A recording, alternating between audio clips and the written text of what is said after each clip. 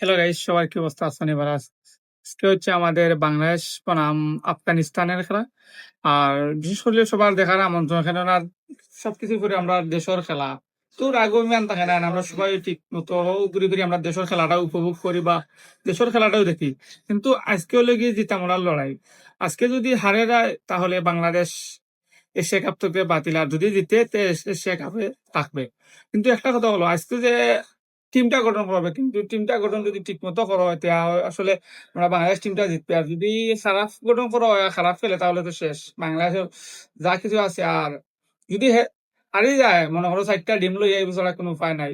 দেশের ভিতরে সব বেটাগিরি দেখায় বাংলাদেশে, কিন্তু প্রবাসের মাঠে বা বিভিন্ন দেশের মাঠে গিয়ালে ওই যায় কিতা কইতাম যে আমাদের গড় ব্যাংক বাংলাদেশে ওটা গড় ব্যাংকের মতো হয়ে যায়।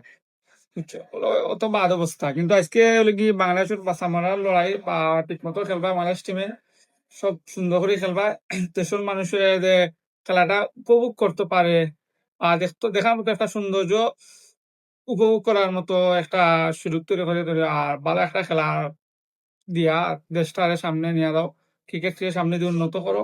আর দেশ খেলাটার একটু সৌন্দর্য বা খেলার প্রতি মানুষের যে আস্থা বিশ্বাসটা আছে ওটা সামনে তুলে ধরো। Best of luck Bangladesh team. ভালো থাকুক। আসসালামু আলাইকুম।